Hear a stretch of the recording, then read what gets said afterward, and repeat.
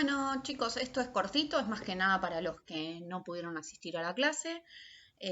Yo hoy traté de que cerráramos el tema y que quedáramos pensando en dos conceptos. Por un lado, el concepto de trabajo, pensando en esto de que el trabajo, eh, vamos a pensar en las necesidades que tienen los seres humanos y vamos a la prehistoria. Las necesidades que tienen los seres humanos en la prehistoria son tres.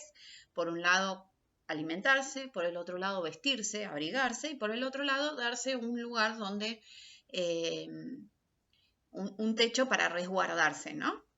En la antigüedad, en lo que nosotros vimos, en esa película que vimos, ese techo era una cueva, la ropa era con pieles de los animales que cazaban y la comida se la proveían eh, recolectando y cazando luego cuando desarrollaron las armas. Pero en un principio ni siquiera cazaban, sino que solamente comían la comida que dejaban los animales, las sobras que dejaban los animales que habían cazado ellos. Entonces, teniendo en cuenta estas tres necesidades y que estas tres necesidades hoy en día siguen siendo las necesidades básicas que tenemos los seres humanos. Todos necesitamos comer, todos necesitamos ropa para abrigarnos y todos necesitamos tener un techo. La diferencia está en cómo realizamos el trabajo en cada época de la historia que nos lleva a proveernos de los materiales que necesitamos para satisfacer esas necesidades. En la prehistoria se cazaba, se recolectaba, luego en el neolítico se cultivaba y se había domesticado a los animales.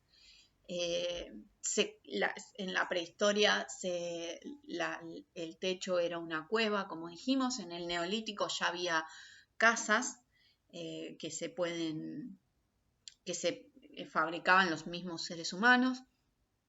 Entonces, siempre en la actualidad nosotros vivimos en edificios gigantes o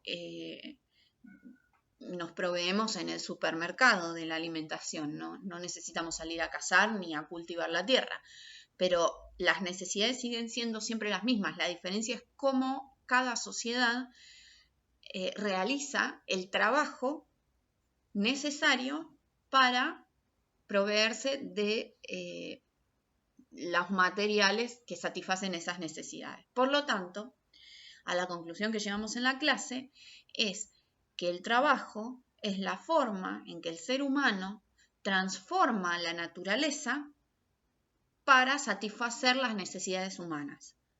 ¿Esto a qué viene? A que el animal, por ejemplo, no es una comida. Es el ser humano el que, a través de cazarlo y cocinarlo, lo transforma en un alimento para satisfacer su necesidad de alimentarse.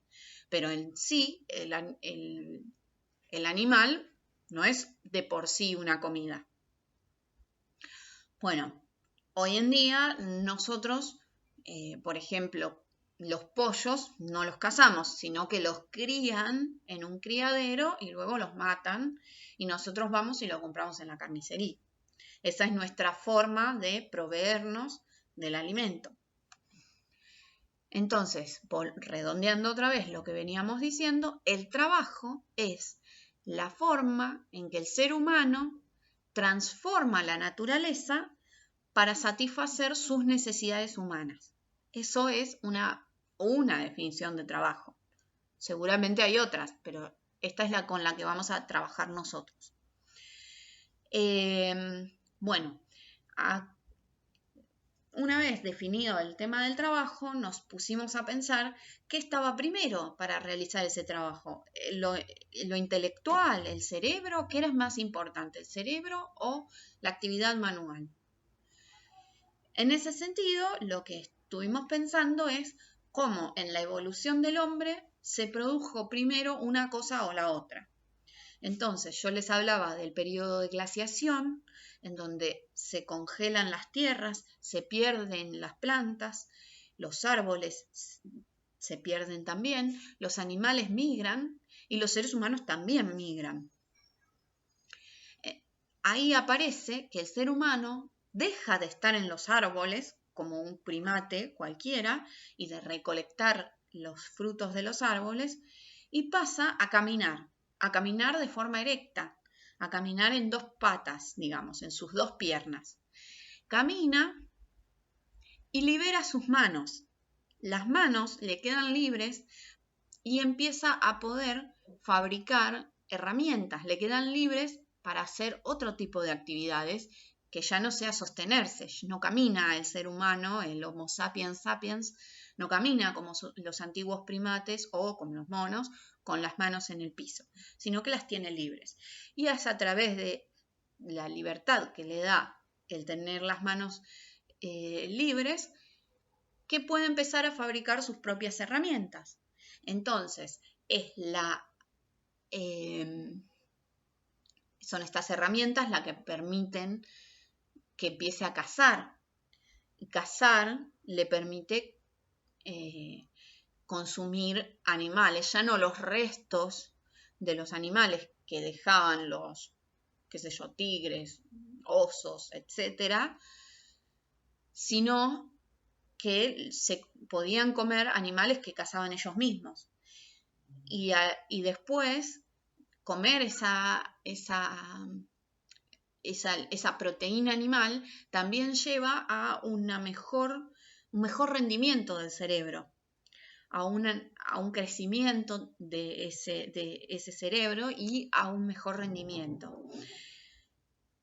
Entonces, a la conclusión que llegábamos es que el ser humano aprende a través de la experiencia y que esa experiencia es una experiencia material, no es una experiencia intelectual, sino material, que se da a través de las manos. Por esto hablábamos de los nenes chiquitos que tienen la necesidad para aprender, tienen la necesidad de tocar todo, digamos, de trabajar con las manos.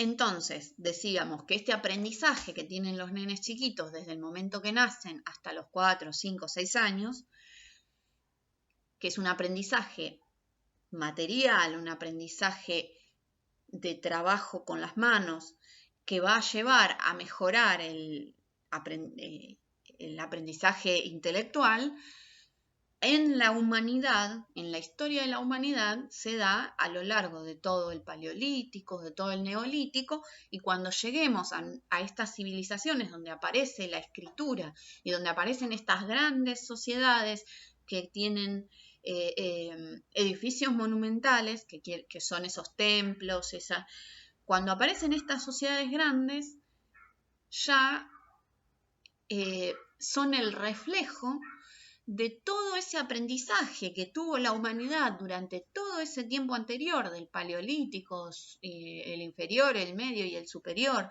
y del neolítico y de la edad de los metales, etc. Todo eso aparece reflejado en estas grandes sociedades que vamos a ver a continuación en las próximas clases.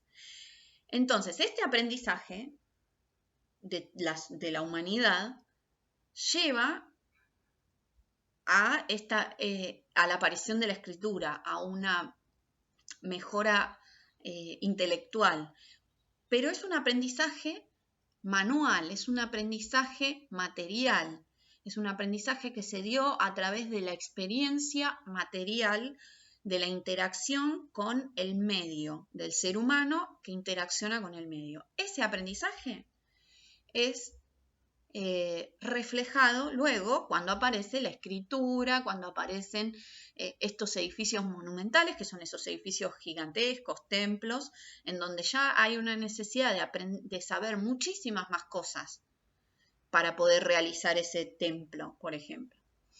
Bueno, esto es básicamente el resumen de lo que estuvimos hablando en la clase.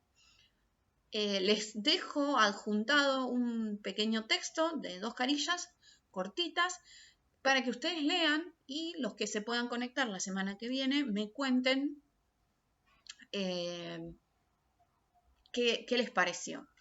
El que no se pueda conectar y me quiere mandar un video contándome qué entendieron, etc., me parece genial, o un audio. Algunos pueden grabar un audio y lo adjuntan como archivo adjunto al mensaje, contestando este mensaje. Por favor, traten de contestar el mensaje del trabajo práctico que están mandando. Así no se me confunden tanto. Bueno, nada, en fin, esto es el cierre de esta unidad y ya cuando nos veamos la semana que viene vamos a empezar con un primer panorama de qué son estas grandes civilizaciones.